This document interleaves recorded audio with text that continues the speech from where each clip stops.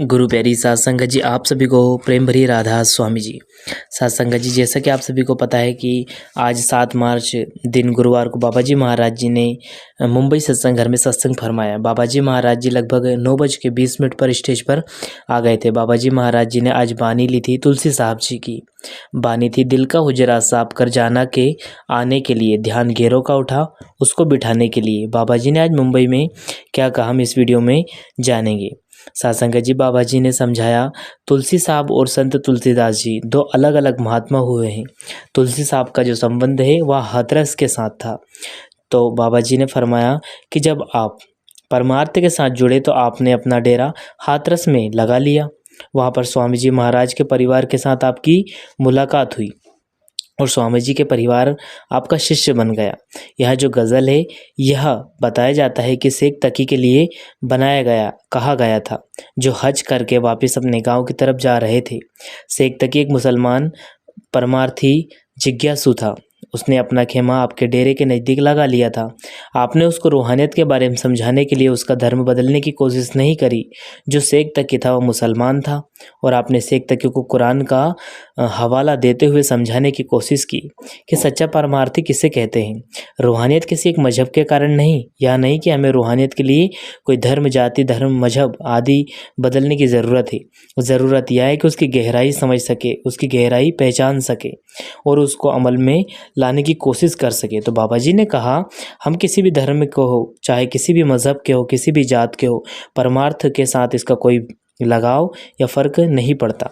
बाबा जी कहते हैं कि यह करनी का रास्ता है। जब तक इसको सोच समझ के हम अपनी करनी में नहीं लाएंगे, हम इस रास्ते पर आगे नहीं बढ़ पाएंगे। ख्यालों की दुनिया में हम बैठे रहेंगे तो तरक्की हासिल नहीं होगी। तरक्की करनी से मिलेगी, ना कि कहनी से। रूहानियत का शौक़ पैदा हुआ है, सबसे पहले हमने यह विचार करना है, जहाँ पर हमने मालिक को बिठाना है, क्या वह जगह मालिक के बैठने लायक है या नहीं। जो मालिक हमारे हृदय में आकर बैठेगा, वहाँ हृदय भी तो साफ हो।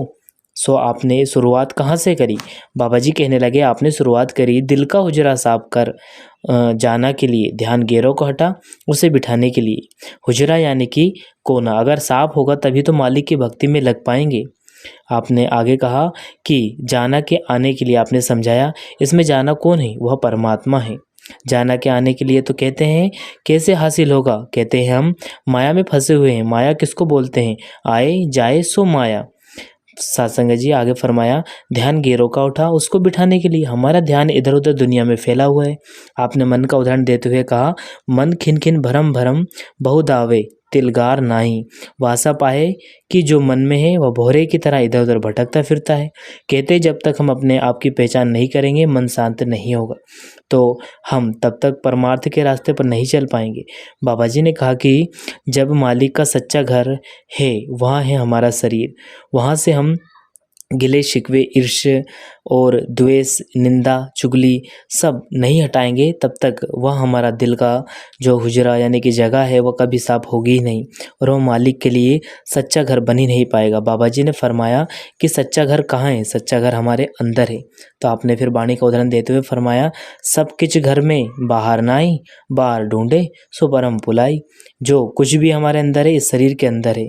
तो आपने वाणी में से एक उदाहरण देते समझाया, देह विच नाम निधान पाइए गुरु के हित पार, कि जो नाम है वह इस देह के अंदर है।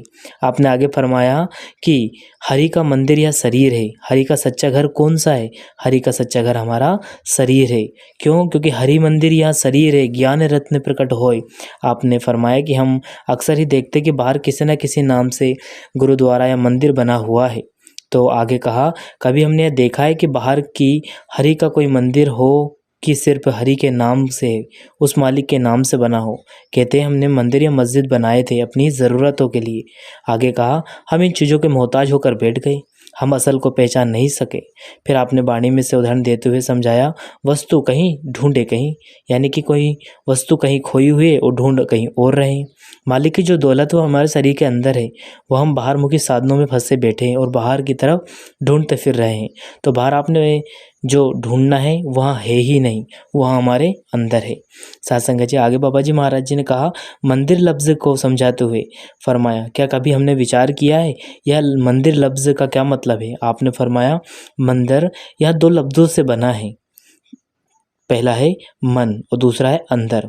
ऐसा ही गुरुद्वारा का मतलब क्या है? गुरु का द्वार, यानी कि गुरु जो हमारे अंदर रहता है। फिर बाबा जी ने फरमाया, आम सत्संग में उदाहरण दिया जाता है कि एक बर्तन है, अगर हम उसकी मेल को साफ नहीं करेंगे तो वह मेल बढ़ती जाएगी। आगे कहा कि अगर बर्तन को एक मेल के साथ दूसरी मेल चढ़ती जाएगी तो वह अपनी असल पहचान खो देगा, लेकिन जैसे जैसे हम बर्तन को साफ करते जाएंगे उसकी असल पहचान हमें मिल जाएगी। ठीक इसी प्रकार से हमारे शरीर के ऊपर कितनी गंदगी है, यहाँ अगर हम भजन सुमरन करते जाएंगे तो धीरे धीरे यह पवित्र होता चला जाएगा और हमारा असली पहचान क्या है वो हमें पता चल जाएगी। इसलिए उस मालिक के लिए अगर हमें भजन बंदगी करना है तो तभी हम उस मालिक को अपने हृदय में वास दे सकते हैं। जब तक हमारे मन से यह ईर्ष्या, द्वेष, कपट, निंदा, यह चुगली नहीं जाएगी तब तक वो मालिक हमारे हृदय में प्रवेश नहीं करेगा। साथ संगत जी, इसी के साथ अपनी वाणी को विराम देते हैं। फिर मिलते हैं किसी और वीडियो में। अगर वीडियो पसंद आए तो लाइक कीजिएगा, शेयर कीजिएगा और चैनल को सब्सक्राइब करके बेल आइकन को प्रेस कर ले, जिससे कि आपको ऐसे ही वीडियो मिल सके। जी, अंत में आप